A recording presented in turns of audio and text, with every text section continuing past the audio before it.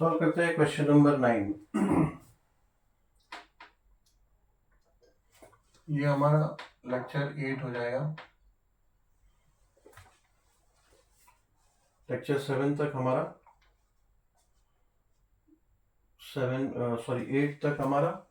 8 तक हमारा लेक्चर 7 में कवर हो चुका है। वर्ड प्रॉब्लम 14.2 प्रैक्टिस सेट का। अभी ये लेक्चर 8 है। प्रोबेबली 9th और 10th इसमें कर लेंगे इस वीडियो में, इस सेशन में। क्वेश्चन है, in how many years 700 rupees will amount to 847 at compound interest. यानी 700 रुपीज यानी प्रिंसिपल होगा 700 रुपीज, ये 847 रुपीज हो जाएगा।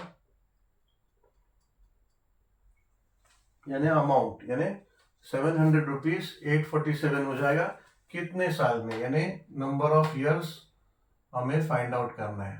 ठीक है, in how many years 700 rupees will amount to 847, यानी प्रिंसिपल 700 था, 847 हो जाएगा, बट कितने इयर्स में होगा एट कंपाउंड इंटरेस्ट। यानी एट कंपाउंड इंटरेस्ट, अगर at compound interest rate, compound interest पे अगर व्यवहार हुआ, उनका लेना देना कोई भी व्यवहार, तो कितने साल लगेंगे, और रेट ऑफ इंटरेस्ट होगा 10% पर एनम, यानी 10% या फिर लेट्स से PCPA। ठीक है, तो वही फॉर्मूला तो सेम जो अभी तक यूज कर रहे हैं वही यूज करना है, बट केस ये है कि number of years find out करना है। ठीक है, same formula A is equals to P1 plus R upon 100 raise to number of years.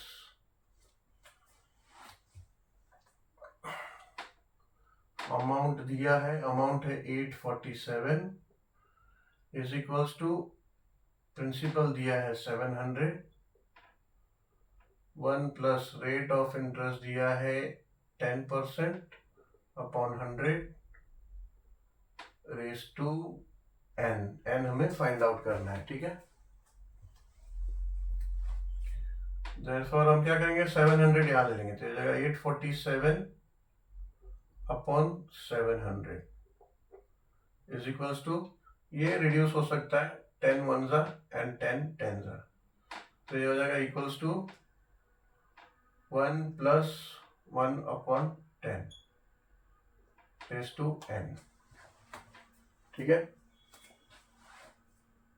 क्योंकि n हमें पता नहीं है, n ही तो फाइंड आउट करना है। therefore ये रिड्यूस हो सकता है, देखो इसको करते हैं रिड्यूस, ये हो जाएगा रिड्यूस 7 के टेबल से, 7 100 जा 700 एंड 7 1 जा 7, तो 8 है, तो 1 इधर आया 14, तो 2 जा 14 एंड 1 जा।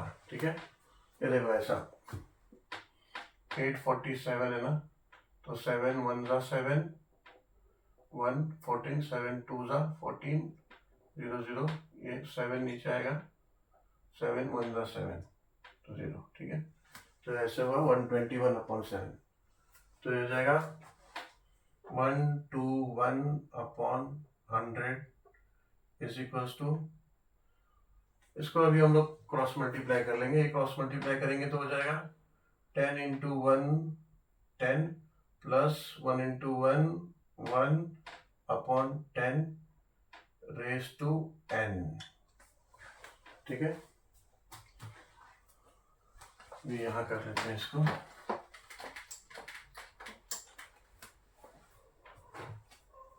तो ये क्या हो जाएगा, हो जाएगा therefore 121 अपॉन 100 is equals to 10 plus 1 11 upon 10 raise to n। ठीक है, 11 है अपॉन 10 रेज टू n। अभी ये इसमें देखिए रिलेशन आपको दिख रहा है, 120 अपॉन 100 है और 11 अपॉन 10 है। 121 होता है 11 का स्क्वायर, 100 होता है 10 का स्क्वायर। ठीक है। तो ये हो जाएगा देयरफॉर 121 लिख सकते हैं हम 11 स्क्वायर, ठीक है, अपॉन 100 को लिख सकते हैं 10 का स्क्वायर, ठीक है, is equals to 11 upon 10 raise to n,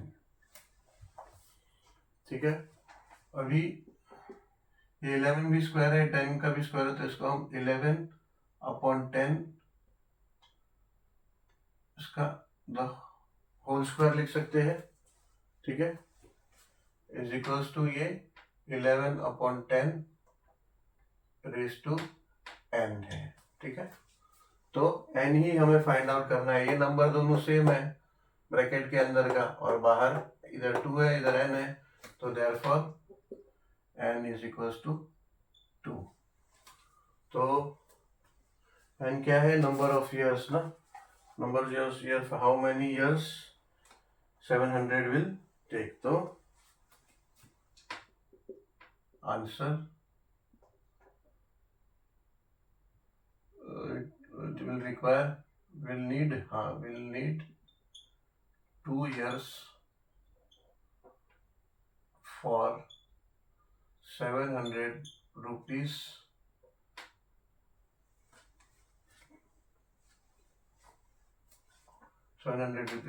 to amount 847 rupees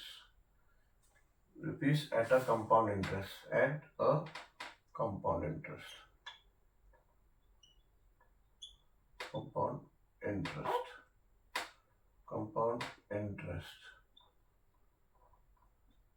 as per 10% per annum, ठीक है। इतना आंसर लिखना होगा हमें। यहाँ n 2 years लिख दिया आपने, 2 years, ये आंसर आ गया। will need 2 years, will need 2 years for 700 to amount 847 rupees at the compound interest as per 10% per annum।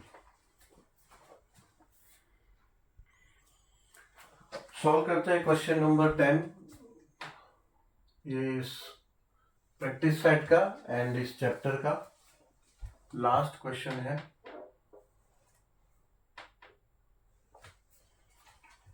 Find the difference between simple interest and compound interest on 20,000 at 8% per annum, यानी principal है 20,000 and 8% है, यानी rate of interest है 8 PCPA, ठीक है। Number of years उन्होंने इस question में देना चाहिए था बट नहीं दिया है नंबर ऑफ ईयर्स, ठीक है। तो नंबर ऑफ ईयर्स मिनिमम जो भी हम लोग लेंगे, बेसिकली हमें डिफरेंस निकालना है सिंपल इंटरेस्ट का, कि ये अगर प्रिंसिपल है तो इस पे सिंपल इंटरेस्ट कितना होगा, और 8% पर एनम है तो कंपाउंड इंटरेस्ट क्या होगा और उसका डिफरेंस क्या होगा, अमाउंट में डिफरेंस क्या आएगा। तो नंबर ऑफ ईयर्स नहीं दिया है इसमें, बट ऑब्वियसली हम 1% नहीं ले सकते, 1 ईयर्स नहीं ले सकते, क्योंकि 1 ईयर्स में क्या होता है, 1 ईयर का कंपाउंड इंटरेस्ट और सिंपल इंटरेस्ट सेम ही होगा, ठीक है। क्योंकि कंपाउंड इंटरेस्ट कैसा होता है, फर्स्ट ईयर का जो सिंपल इंटरेस्ट ही निकलता है, तो फर्स्ट ईयर तो simple interest compound interest same ही होगा। उसके बाद जब अगर पेमेंट नहीं हुआ और कंपाउंड इंटरेस्ट क्लॉज पे अगर लोन लिया है, तो उसके बाद प्रिंसिपल में वो सिंपल इंटरेस्ट ऐड हो जाएगा, और now your principal amount will exceed. अभी वो प्रिंसिपल अमाउंट का भी इंटरेस्ट लगेगा फिर बाद में। लेट्स से अगर 100 रुपया लोन लिया है, 10% था, तो 1 ईयर में पे नहीं किया तो 110 रुपया प्रिंसिपल हो जाएगा, तो नेक्स्ट ईयर अभी 100। तो सिंपल इंटरेस्ट में ऐसा नहीं होता है, बट अगर 1 ईयर होगा तो दोनों का सेम हो जाता है, तो फिर we have to take minimum. ये कॉन्सेप्ट प्लीज जाके अगर नहीं देखा है आप लोगों ने, तो जो हमारा फर्स्ट वीडियो है, फर्स्ट लेक्चर है इस चैप्टर का, उसको देखो, उसमें बहुत अच्छी तरह से सब समझाया है, ठीक है। तो 1 ईयर नहीं ले सकते क्योंकि सेम होगा, तो वी विल टेक, एज्यूम करेंगे नंबर ऑफ ईयर्स 2 ईयर्स, ठीक है। 2 इयर्स बेसिकली उन्होंने देना चाहिए था क्योंकि आंसर उनका 2 इयर्स से ही आ रहा है, ठीक है। तो 2 इयर्स लेते हैं और 8 PCPA है और रेट ऑफ इंटरेस्ट है, ठीक है। तो सिंपल इंटरेस्ट कितना होगा और कंपाउंड इंटरेस्ट कितना होगा, तो पहले कैलकुलेट करते हैं simple interest. Therefore simple interest I से सिंबल एस आई से सिंबल करते हैं एस आई। उसका फॉर्मूला है P into R into N upon 100, ठीक है। तो ये हो जाएगा is equals to 20,000 into 8 into number of years 2 upon 100। तो 0 0 कट 0 0 कट, तो is equals to 200 into 8 into 2 is equals to 200 into 8 हो जाएगा 1600 एंड 1600 इंटू 2 हो जाएगा 3200, ठीक है। तो सिंपल इंटरेस्ट आ गया, सिंपल इंटरेस्ट आ गया 3200 रुपीज। अब क्या कंपाउंड इंटरेस्ट फाइंड करना है, तो कंपाउंड इंटरेस्ट से पहले हम अमाउंट देख लेते हैं। अमाउंट, अभी अमाउंट नाउ इधर लिखना पड़ेगा फॉर कंपाउंड इंटरेस्ट, ठीक है। Compound interest for compound interest लिखना पड़ेगा, ये तो मिक्सअप हो जाएगा ऐसा। Amount is equals to, amount का फॉर्मूला है कंपाउंड इंटरेस्ट के लिए P into 1 plus R upon 100 to number of years, तो हो जाएगा इज इक्वल्स टू P क्या है principal 20,000 into 1 plus rate of interest का है 8% अपॉन 100, नंबर ऑफ ईयर्स क्या लिया हमने 2। ये रिड्यूस हो जाएगा 4 2 एंड 4 25, इससे ज़्यादा रिड्यूस नहीं होगा, तो ये हो जाएगा equals to 20,000 into 25 plus 2 upon 25 उसका स्क्वायर। देयरफॉर अब हो जाएगा 20,000 इंटू 27 अपॉन 25 का स्क्वायर। अब इसको स्प्लिट कर देते हैं, तो देगा 20,000 इंटू 27 अपॉन 25 इंटू 27 अपॉन 25। अभी हो जाएगा 25 1 एंड 25 8 200 होता है ना, 25 8 200, ठीक है। अब ये 0 0 बच गया, इधर 0 0 800, तो ये 2 0 भी कट गया, ये हमने ऊपर ले लिया। 800 होगा 25 से, यस होगा। 25 4 100 होता है, तो 25 16 800 होगा। यहाँ कर लेते हैं 16 ही होगा, बट स्टिल 25 नहीं, अच्छा हम यहाँ से कर लें 25 3 75, 25 3 75, अब ये 5 और 0, ये 0 आ गया, 25 2 32 हो गया, 50 0 0, तो 25 1 एंड 25 32। अच्छा हुआ यहाँ डिवाइड कर लिया, तो गलत हो जाता। 32 इंटू 27 इंटू 27, यही बचा, डिनोमिनेटर में कुछ बचा नहीं है। अब इसको मल्टीप्लाई कर लेंगे।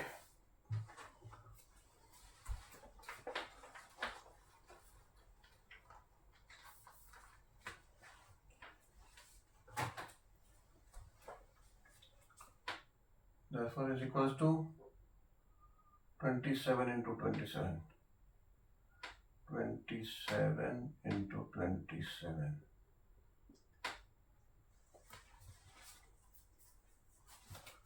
7 sevens are 49. 7 twos are 14 and 4 18. 0.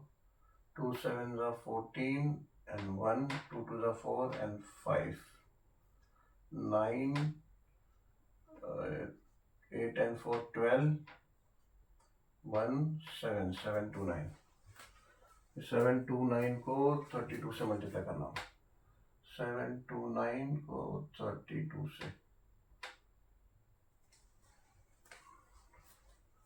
2 9s are 18. 2 2s are 4 and 1 5. 2 2s are 14. 8 2 7s are 14. 3 9s are 27. 3 2s are 6 and 2 8. 3 2s are 6 and 2 8. 3 7s are 21. 8 5 and 7 12. 1 and 4 5. 5 and 8 13. 3 2 2 3 3 2 8. 2 3 3 2 8.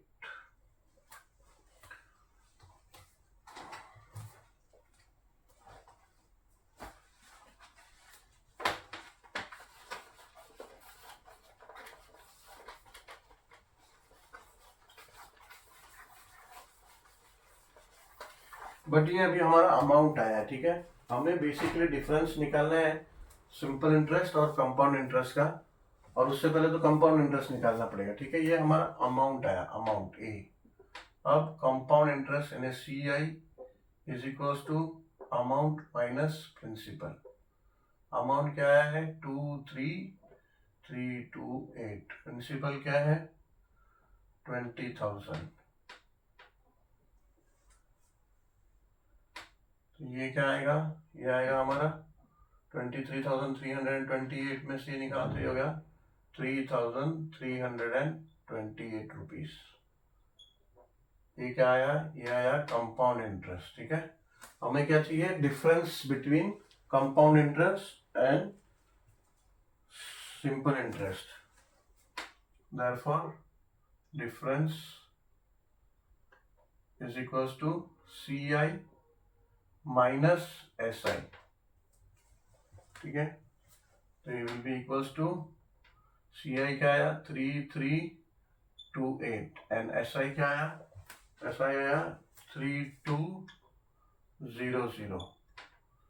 तो ये सब्ट्रैक्ट करेंगे 330, ये हो जाएगा 128 रुपीज, ठीक है. तो ये आपका आंसर हो जाएगा. The difference in CI and SI will be 128 rupees, ठीक है. आप लोग आंसर में पूरा ये लिख दो, compound interest and simple interest, ठीक है. यहाँ भी difference is equals to compound interest minus simple interest लिखो, बाकी यहाँ चलेगा. बट यहाँ difference is equals to compound interest minus simple interest, and answer में the difference is the difference of CI and SI will be 128 rupees. तो यहाँ पे CI and SI को फुल फॉर्म लिखो, ठीक है. मेरे पास स्पेस कम है वहाँ पे, तो I have used the short form. तो ठीक है बच्चों, ये चैप्टर यहीं पे खत्म हो गया है हमारा, और अभी लगभग अपना 2-3 चैप्टर और बचा है. सिलेबस इस 15, 16 एंड 17 चैप्टर जल्द हो जाएगा ये भी. और फॉर योर इंफॉर्मेशन, जैसा मैंने बताया कि स्क्वायर रूट फाइंड करने में और स्क्वायर फाइंड करने में दिक्कत होता है, उसके लिए एक सिंपल वे ऑफ कैलकुलेशन है. तो प्लीज वॉच दैट वीडियो. मेरे चैनल में जाओगे तो fastest way to find square root and fastest way to find square, उस पर आप सर्च करोगे तो you can see that That will obviously help you for calculating and finding the squares and square roots. And second thing, we have already done with the 7th standard Maharashtra Board 7th standard maths syllabus till the final examination.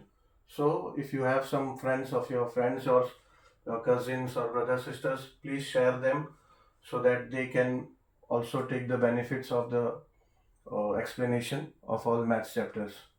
And thank you for this for watching this video.